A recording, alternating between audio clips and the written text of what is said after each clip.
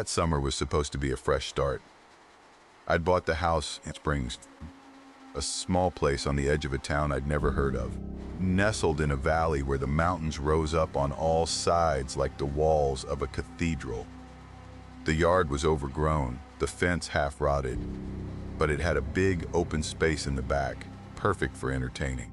I spent the first few months fixing it up, mowing the grass, planting flowers, building a stone fire pit in the center of the yard.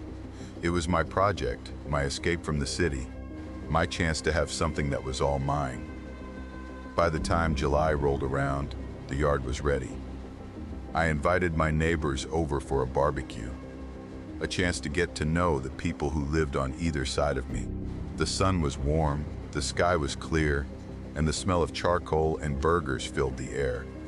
The neighbors were friendly, a mix of old-timers who'd lived in the area their whole lives, and younger couples who'd moved in recently like me. We sat around the fire pit, telling stories and laughing, the flames dancing and crackling in the center of the circle. It was a perfect summer evening, the kind that makes you forget about the rest of the world. The cicadas were singing in the trees, and the fire cast a warm, golden glow on everyone's faces. I was happy, content, for the first time in a long time. But as the night went on, I started to notice something strange. The fire was burning, but it wasn't giving off any heat. I could see the flames flickering and dancing the same as any fire. But when I held my hand out toward it, I felt nothing. No warmth, no heat, no comfort. Just cold air.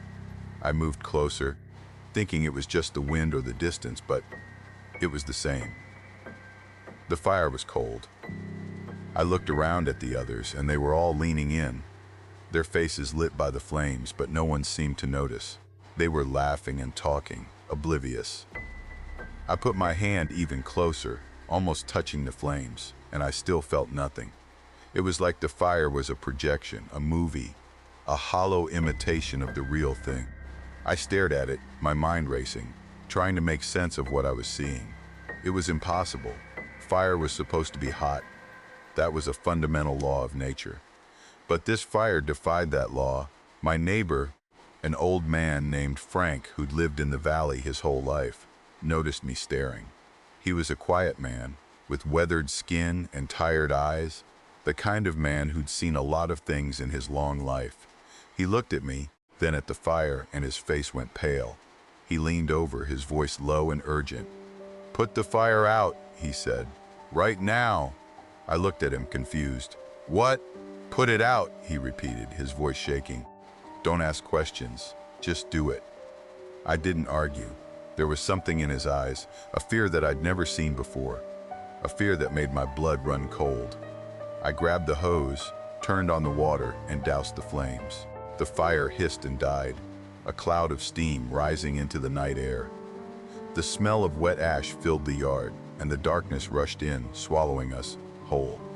We sat there in silence, the only sound the distant hum of the cicadas. I looked at Frank, and he was staring at the fire pit, his face pale, his hands shaking. "What was that?" I asked, my voice barely a whisper. He shook his head, not meeting my eyes. "I don't know," he said, "but I've seen it before. A long time ago, when I was a kid. My grandfather told me never to light a fire in this valley. He said it would burn cold." I didn't know what to say. I just sat there, staring at the fire pit, trying to process what I'd just experienced. The night ended soon after, the neighbors drifting back to their homes, leaving me alone in the darkness. I didn't sleep that night. I just sat on my porch, watching the fire pit, waiting for something to happen. The next morning, I went out to the fire pit. There was nothing there. No ash, no charred wood, no scorch marks on the stones. Just a circle of cold, clean stones, as if the fire had never existed. I knelt down and touched the stones, and they were cold, the same as the night before. The fire had left no trace. I never lit another fire in that backyard. I'd look at the fire pit sometimes, a dark, empty circle in the center of the yard, and I'd wonder what it was, what it meant, why it had burned so cold. I asked Frank about it, but he wouldn't talk about it.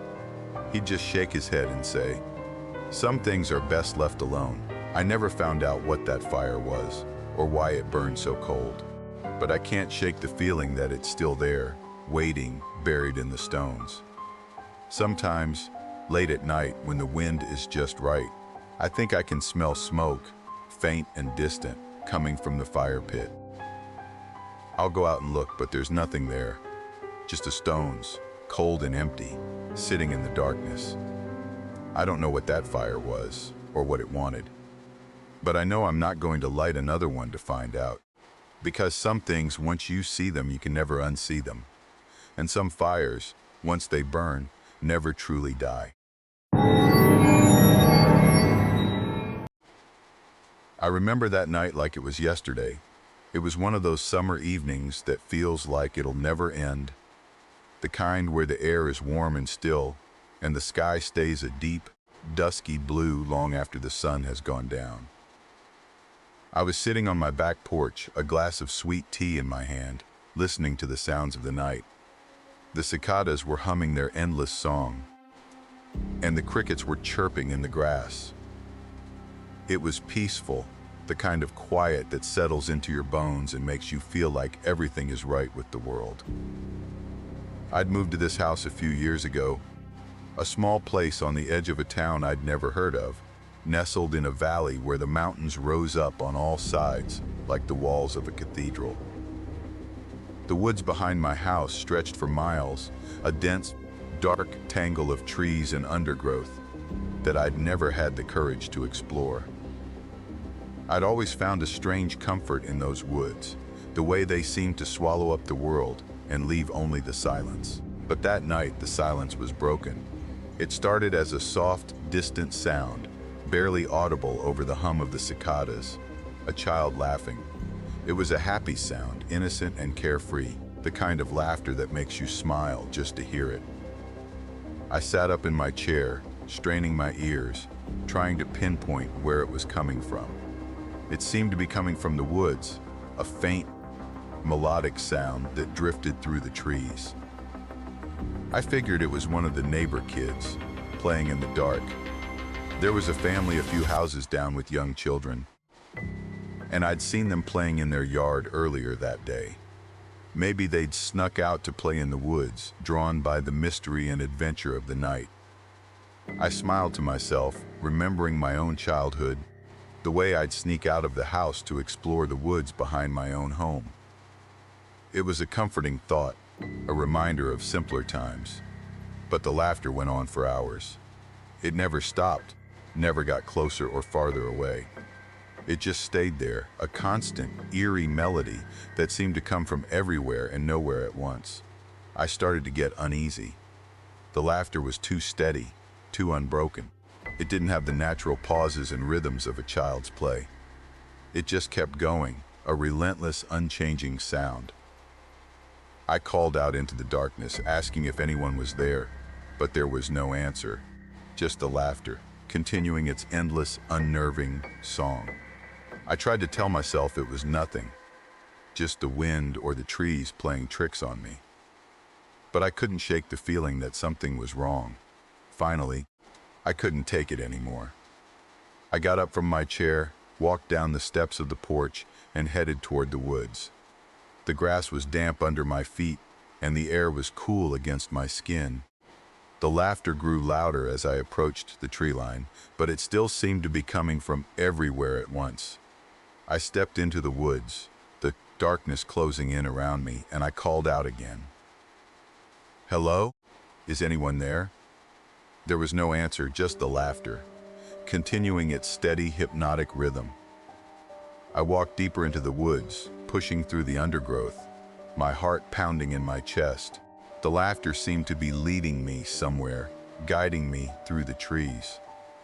I followed it, my eyes straining to see in the dark, my ears straining to hear any other sound. But the laughter led me in circles. I'd walk toward it, and it would shift, moving to a different part of the woods. I'd follow it again, and it would shift again. It was like I was chasing a ghost, a phantom sound that would never let me catch it. I started to get scared, my mind racing with the stories I'd heard about these woods, the legends of people who'd gone in and never come out. I stopped and tried to get my bearings. I looked around, but the trees were all the same, dark and unfamiliar. I couldn't see the lights of my house through the canopy. I was lost. The laughter continued, a constant eerie melody that seemed to mock me, to taunt me with its endless carefree joy. I ran. I pushed through the undergrowth, my legs burning, my lungs aching, desperate to find my way back to the house. The laughter followed me, filling the woods with its unearthly sound. I ran, and finally, I burst through the tree line and stumbled into my backyard. I collapsed onto the grass, my heart pounding, my body shaking. The laughter stopped the moment I stepped into the yard. The silence was deafening, a heavy, oppressive stillness that seemed to press down on me from all sides. I lay there for a long time, trying to catch my breath, trying to calm my racing heart. I didn't sleep that night. I just sat on my porch, watching the woods, waiting for the laughter to start again. It never did. The night passed in silence, and when the sun finally rose, I walked back into the woods, trying to find any sign of what had happened. But there was nothing, just the trees, the undergrowth, the silence. No footprints, no signs of children, no evidence that anyone had ever been there. I never found out what that laughter was. I never found out why it had called to me, why it had led me through the woods. But I can't shake the feeling that it's still out there, waiting. Sometimes, when the wind is right, I hear it again, faint and distant, coming from the trees. I never follow it. I just stay inside, close the windows, and try to pretend I don't hear it. But I know it's there. I know it's waiting for me to come back. And I know with a certainty that terrifies me that one day, I won't be able to resist. One day, I'll walk back into those woods and I'll follow the laughter to wherever it's leading me. And I'm not sure I'll ever come back. The house was a fixer-upper, the kind of place that had been sitting empty for years. Its bones good, but its skin weathered and worn. I'd bought it for a steal, a foreclosure that no one else wanted. And I'd spent the spring and early summer fixing it up, replacing the roof, patching the walls, painting the trim. It was a labor of love, a project that gave me purpose, a way to fill the empty hours after my divorce. The backyard was the best part, a large, fenced-in space that sloped gently down to a small, neglected swimming pool. The pool was old, the concrete cracked, the water long since drained and filled with leaves and debris. But I saw potential. I saw summer days, cool water, and a place to escape the heat. I spent a week cleaning the pool, scrubbing the concrete, fixing the cracks, replacing the filter. I filled it with water, watching it rise slowly, a clear, shimmering expanse that reflected the sky and the trees. I was excited, more excited than I'd been in a long time. I'd invite my friends over, have a barbecue, and enjoy the pool. It was going to be my oasis, my sanctuary. But when I went to look at it, I noticed something strange. The water was perfectly still, like glass, and it reflected the sky and the trees with crystal clarity. The clouds drifted across the surface, and the branches of the oak tree at the edge of the yard swayed gently. But when I looked down, I couldn't see my own reflection. I stood at the edge of the pool looking at the water, and there was no trace of me. I waved my hand, jumped up and down, leaned in close. Nothing. The pool showed everything except me. The sky, the trees, the edge of the pool itself, but not me. It was like I'd become invisible, like the water had erased me from existence. I felt a cold dread settle in my stomach, a sense that something was very, very wrong. I told myself it was a trick of the light, a reflection, a momentary lapse in my perception. I moved to a different spot, shaded my eyes, looked at the water from every angle. But it was the same. The pool refused to reflect me. I could see my shadow on the concrete, my hands in front of my face, but the water showed nothing. It was like I was a ghost. I tried to drain the pool, thinking maybe there was something wrong with the water, some chemical imbalance that was causing the distortion. I turned on the pump, and the water started to drain, slowly at first, then faster. But it didn't stop. The water level dropped, but it didn't empty. It just kept going, the water swirling down the drain, never seeming to end. I watched it for hours, and the water kept draining, but the pool never emptied. It was like it was connected to some infinite reservoir, some bottomless well that would never run dry. I turned off the pump, and the water immediately stopped draining. It sat there, still and dark, as if nothing had happened. I tried again and again, but the water wouldn't go away. It just sat there, a silent, unmoving presence waiting for me. I gave up. I couldn't explain it, couldn't understand it, and I was too scared to keep trying. I left the pool there, a dark, still expanse of water that refused to reflect me. I covered it with a tarp, weighed it down with stones, and tried to pretend it didn't exist. But I couldn't. I'd look out my window and see the tarp, a dark, lumpy shape in the center of the yard, and I'd wonder what was underneath it. I never went near that pool again. I'd stand at the window, looking out at the yard, watching the water sit there, waiting. I'd see the tarp shift in the wind, and I'd imagine the water beneath it, dark and still, reflecting everything but me. I'd wonder if it was still there, if it was still refusing to show me what was really there. I'd wonder if it was waiting for me to come back. Sometimes, late at night, I'd go outside and stand at the edge of the yard, just looking at the covered pool. I'd feel a strange pull, a compulsion, to lift the tarp and look at the water. I'd stand there for long minutes, my hand hovering over the edge, my heart pounding, and then I'd walk away. I was too scared to look. Too scared to see what the water was hiding. I don't know what's wrong with that pool, or why it won't reflect me. I don't know if it's something in the water, something in the concrete, something in the ground beneath it. I don't know if it's a ghost, a curse, or just a strange natural phenomenon. But I know one thing. I'm never going near that water again. I'm never going to lift that tarp. I'm never going to see what the pool is hiding. Because some things, once you see them, you can never unsee them. And some reflections, once they disappear, they never come back. I just hope that whatever is in that pool stays there, waiting for someone else, someone who won't be scared to look. Because I'm not that person.